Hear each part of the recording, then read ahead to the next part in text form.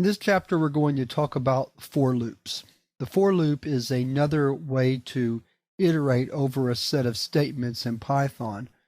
And the for loop has some advantages over the while loop when we're working with data structures, including even files. And we'll be demonstrating some of those advantages over the course of the chapter. Right now, in this lesson, I just want to introduce the main idea of a for loop and show you a simple example. First, though, we're going to look at the general form of the for loop. So let me open up a blank notepad. The way for loop is we provide a target variable, usually, in some collection of data. And then inside that, we have a set of statements that we perform. For example, I'll show you this in Notepad before I introduce it in Python. We might say for I in 1, 2, 3, print I would display all of the numbers 1, 2, 3 in the list, where what happens is something called an iterator, an internal pointer, works its way through the list, taking each item out of the list and placing it in the target or the variable. A lot of times that's called the loop control variable. So I gets the value 1, then I gets the value 2, and then I gets the value 3. Because this is fairly easy to understand, let's go ahead and look at it in Python itself. So we're going to call this program forintro1.py. And we'll just go ahead and create a simple loop, simple for loop. We'll stop at 5 to make it easy. And then we'll just say print I. So let's exit and save. So here we have the result with the code, and you see how simple it is to write a for loop. Let's look at another example. Let's bring this back up. Let's comment out this first example.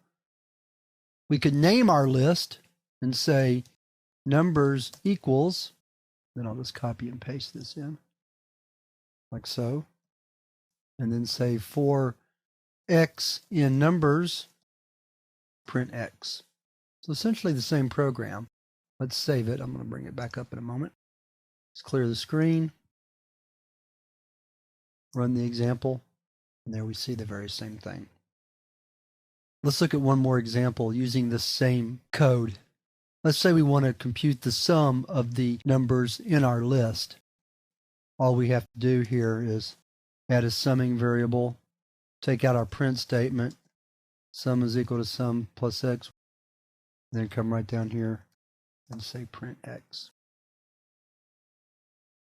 Let's exit this one this time. Then when we run our code, oh, I see what I did wrong. Let's fix that. Much better. X is the last value, but we don't want the last value. We wanted the sum. Let's clear the screen, run it again, and there we get 15.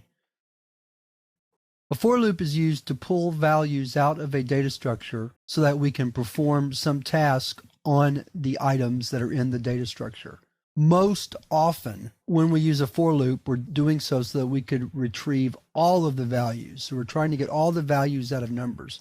Because notice we don't have any limiting statement here. We just say for X in numbers, which is saying pull out each value of numbers successively stored in X, then perform something with that value, and then continue on until there are no more elements left in the collection or data structure.